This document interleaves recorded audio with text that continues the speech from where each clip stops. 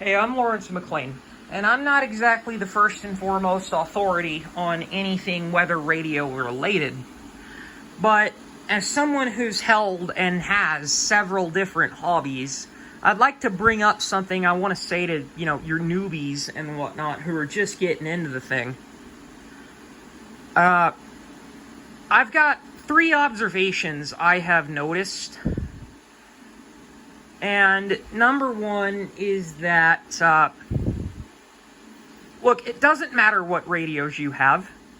Like, I've got a grand total of 3 in my current ensemble, and they're all good radios. They all do their jobs fine. They do what I want them to do. But I don't have anything here that's particularly, super ultra ungodly rare. And so, but I still do my job. I do what I want to do. You don't have to have the biggest, baddest, most Cadillac weather radio out there. You don't have to have the, unicorn rare black and silver WR100 or whatever. Like, if you want one, that's fine, and that's cool to aspire towards. But if you've got something, it doesn't even matter if your only radio is some cheap old Radio Shack or whatever. If you're still going at it and you're working hard and you're doing what you want, then you're making a completely valid effort, and that makes you a pretty respectable person in my eyes. Number 2 is don't let other collectors scare you off.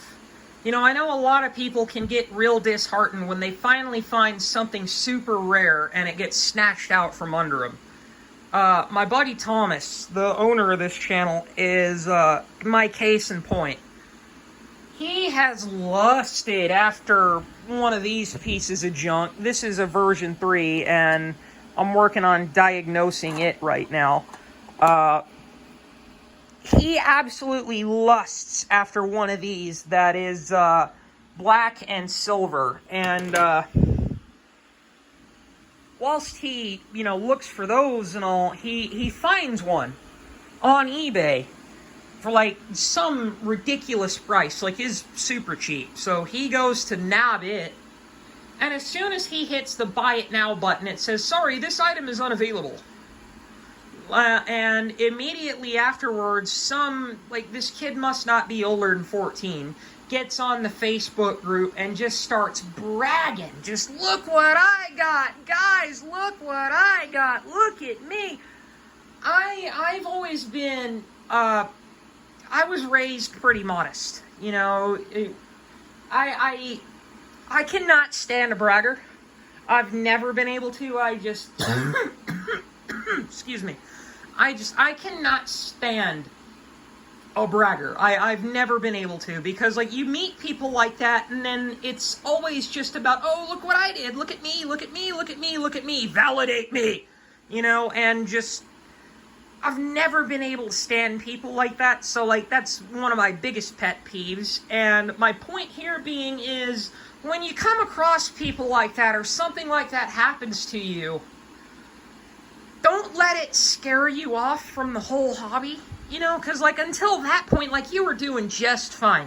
It's not the end of the world if you can't find some ultra unicorn rare whatever.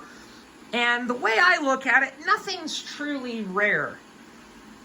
I mean, I've been an Apple collector for, since I was 9, so 11 years now I've been at this, and I've got more than this, but this is what I have functional right now. But I always wanted a black MacBook. I was always told that, the black ones are just like seeing a unicorn. They're so rare. And that's another point, is don't take their word for granted. Just because they haven't found one doesn't mean it's rare. I was told that finding a black MacBook was just like seeing a unicorn. Lo and behold, I've got one sitting here in my drawer.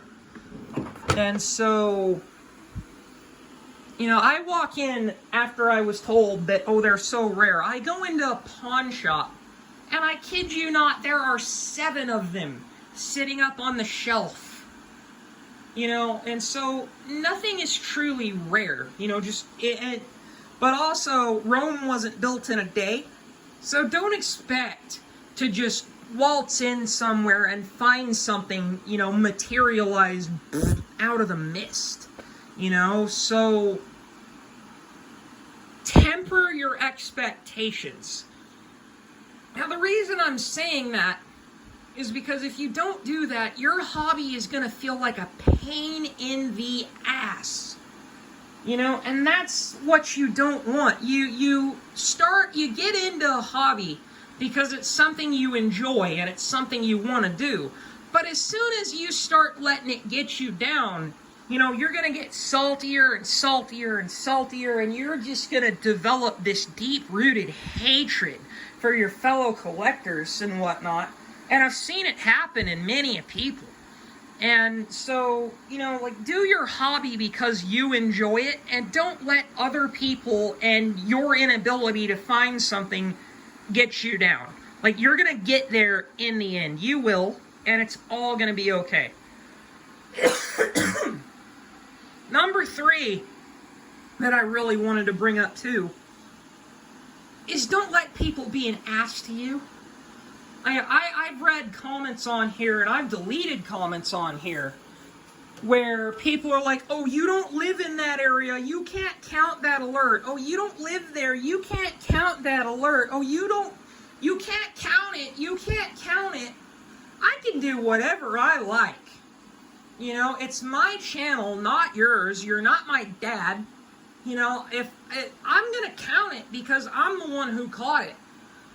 You know, I don't care if it was right in my backyard or if it was 1,000 miles away. If I caught it, I'm going to count it. You know, you're not my dad. You don't make the rules. Like, there is no complete annotated edition there's no complete annotated rule book for weather radio and emergency alert system enthusiasts.